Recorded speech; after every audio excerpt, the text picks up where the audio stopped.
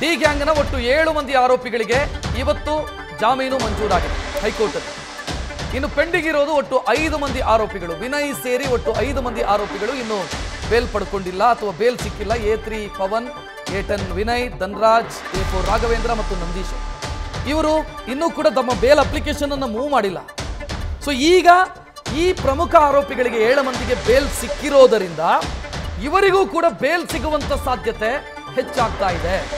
ಇಲ್ಲಿಯವರೆಗೆ 5 ಮಂದಿ ಆರೋಪಿಗಳು ತಮ್ಮ ಬೇಲ್ ಅಪ್ಲಿಕೇಶನ್ ಮೂವ್ ಮಾಡಿಕೊಂಡಿಲ್ಲ.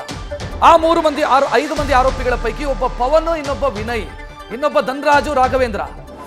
ಸೊ ಇಲ್ಲಿ ಧನ್ರಾಜು ಎಲೆಕ್ಟ್ರಿಕ್ ಶಾಕ್ ಕೊಟ್ಟವನು ಮತ್ತು ರಾಘವೇಂದ್ರ ಕಿಡ್ನಾಪ್ ಮಾಡಿದವನು, ವಿನಯ್ ದರ್ಶನ್ ಸ್ನೇಹಿತ, ಪವನ್ ದರ್ಶನ್ನ ಜೊತೆಗಿದ್ದಂಥವನು. ಸೊ ಇವ್ರದ್ದು ಇನ್ನೂ ಕೂಡ ಬೇಲ್ ಅಪ್ಲಿಕೇಶನ್ ಮೂವ್ ಆಗಿಲ್ಲ. ನಾನು ಅದಕ್ಕೆ ಸಂಬಂಧಿಸಿದ ಹೆಚ್ಚಿನ ಡೀಟೇಲ್ ಸಂದೇಶದಿಂದ ಪಡ್ಕೊಳ್ಳೋಣ. ಸಂದೇಶಿ 5 ಜನ ಅಪ್ಲಿಕೇಶನ್ ಮೂವ್ ಮಾಡಿಲ್ವಾ ಅಥವಾ ಸೆಷನ್ ಕೋರ್ಟ್ ಹಂತದಲ್ಲಿ ಏನು ರಿಜೆಕ್ಟ್ ಆಯಿತು ಅಲ್ಲಿಗೆ ಪೆಂಡಿಂಗ್ ಇಟ್ಟಿದ್ದಾರಾ, ಏನು ಕತೆ?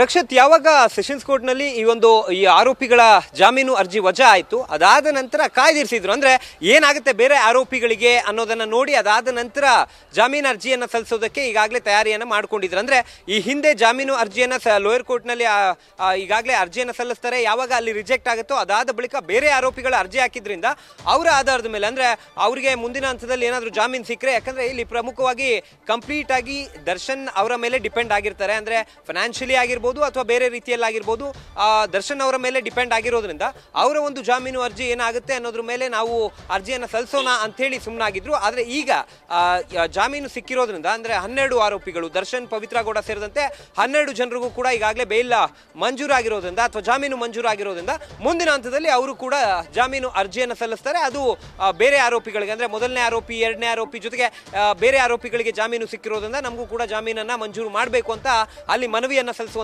ಕೆಲಸವನ್ನ ಮಾಡಲಾಗುತ್ತೆ. ಹಾಗಾಗಿ ಈಗ ಸದ್ಯ ಈ 5 ಜನ ಆರೋಪಿಗಳೇನಿದ್ದಾರೆ, ಪವನ್, ವಿನಯ್, ನಂದೀಶ್, ಧನ್ರಾಜ್, ಇವರೆಲ್ಲರೂ ಕೂಡ ಜಾಮೀನು ಅರ್ಜಿಯನ್ನ ಹೈಯರ್ ಕೋರ್ಟ್ಗೆ ಸಲ್ಲಿಸಿರಲಿಲ್ಲ. ಹಾಗಾಗಿ ಈಗ ಸದ್ಯ ಇವರು ಇಷ್ಟು ಜನಕ್ಕೂ ಕೂಡ ಸಿಕ್ಕಿರೋದ್ರಿಂದ ಅವರು ಕೂಡ ತಮ್ಮ ವಕೀಲರ ಮುಖಾಂತರವಾಗಿ ಜಾಮೀನು ಅರ್ಜಿಯನ್ನು ಸಲ್ಲಿಸುವಂತ ಕೆಲಸವನ್ನ ಕೂಡ ಮಾಡಲಿದ್ದಾರೆ. ರಕ್ಷತ್, ಥ್ಯಾಂಕ್ ಯು ಸಂದೇಶ್ ಮಾಹಿತಿಗೆ.